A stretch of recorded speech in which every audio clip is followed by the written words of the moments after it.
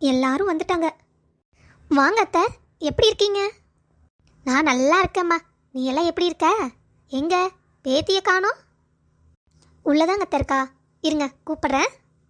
நிலா, நிலா, இங்கே பாரு, அம்மாச்சி வந்திருக்காங்க, சீக்கிரம் ஓடி வா. காலேஜ் படிப்பெல்லாம் முடிஞ்சுது. நீ என்ன பண்ணலான் இருக்கிற பிந்து? இனி என்னம்மா, அவளுக்கு ஒரு கல்யாணத்தை பண்ணி வச்சா எங்களுக்கு வேலை முடியும்ல. அவ என்ன நினைக்கிறான்னு உனக்கு எப்படி தெரியும்? அவ வேலைக்கு போறனா வேலைக்கு போட்டோம். கல்யாணம் பண்ணிக்க ஆசைப்பட்டானா நம்ம மாப்பிள்ளை பார்க்கலாம். என்ன பிந்து சொல்ற? அண்ணா, நான் கொஞ்ச நாள் வேலைக்கு போயிட்டு அதுக்கப்புறம் கல்யாணம் பண்ணிக்கிறேனே. அம்மாச்சி, அம்மாச்சி, வாடா என் செல்ல தங்கமே.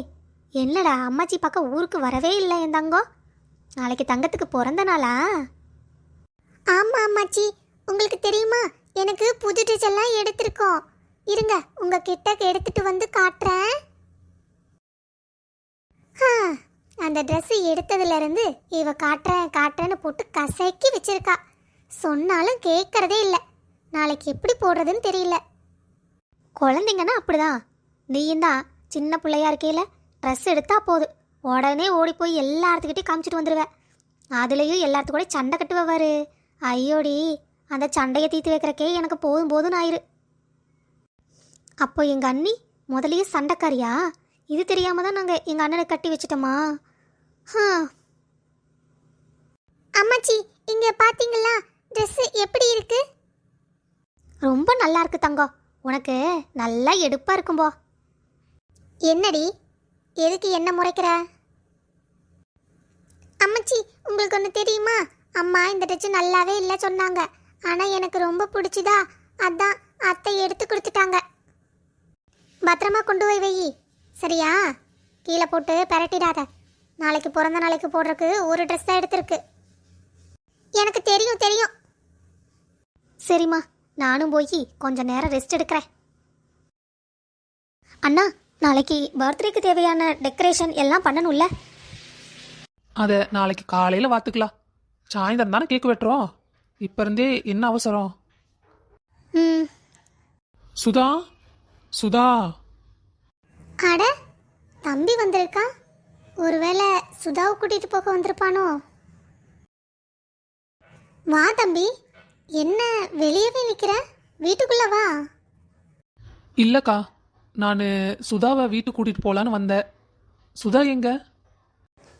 எதுக்கு இங்க வந்தீங்க? உங்க அம்மா பேசும்போதெல்லாம் வாயை மூடி கேட்டுட்டு தானே இருந்தீங்க. இப்போ இங்க வந்து நல்லவர் மாதிரி சீன் போடுறீங்களோ? இங்க பாரு, எங்க அம்மா வயசானவங்க, ஏதோ தெரியாம பேசிட்டாங்க. ஆனா நீ தானே உங்களை அனுசரிச்சு போகணும். நீயே இவ்வளவு கோவப்பட்டா என்ன பண்றது சுதா? ஐயோ அம்மா. சுதா, நீ என்ன பண்ற? எதுக்கு தம்பி அடிக்கிற? தம்பி ரொம்ப வலிக்குதாடா? அடிக்கும் போது சும்மா நின்று வேடிக்கை பார்த்துக்கிட்டு இருந்த. இப்போ தம்பி மேல அப்படியே பாசம் பொங்கிட்டு வருதோ உனக்கு? சரி, நீ கவலைப்படாத, நான் போயிட்டு வரேன். மருமவளே, மருமவளே, கொஞ்சங்க வா. ஐயோ, சும்மா சும்மா கூப்பிட்டு இருந்தா அடுப்படிக்குள்ள யார் வேலை செய்யறது? சோறாகலையா, குழம்பாகலையா, இதை செய், இவ்வளவு நேரமா? இதெல்லாம் கேட்க தெரியும். வேலை செய்ய விடுறதுக்கு மட்டும் மனசே வராது. இதோ வந்துட்டேன் அத்தை. சொல்லுங்க அத்தை, கூப்பிட்டீங்க? அது ஒன்றும் இல்லை மருமவளே, நாளைக்கு அங்கே புள்ள பிறந்த நாளைக்கு போகிறீங்கல்ல? ஆமாங்க அத்தை. போயிட்டு பிள்ளைக்கு ஒரு 2000 வச்சு கொடுத்துட்டு வந்துருங்க. என்ன அத்தை சொல்றீங்க? 2000 ரூபாயா? ஆமாம் மருமவளே, வள்ளி நம்மளுக்கு எவ்வளோ பண்ணியிருக்கா. அதுக்கு நான் அந்த 2000 காசெல்லாம் சின்ன காசு தானே. ஆமாம் ஆமாம், அவ என்ன நம்மளுக்கு பண்ணா? சண்டைய நம்ம 2 பேத்துக்கு மூட்டி மட்டும்தான் விட்டுருக்குறா. அதுக்கு 2000 ஓவா. போன மாதம் எங்கள் அண்ணன் புள்ள பர்த்டே வந்தது, ஒரு 500 ரூபா வச்சு கொடுக்குறக்கு என்ன சத்தம் போட்டிங்க. இப்போ இவளுக்கு 2000 ஓவா.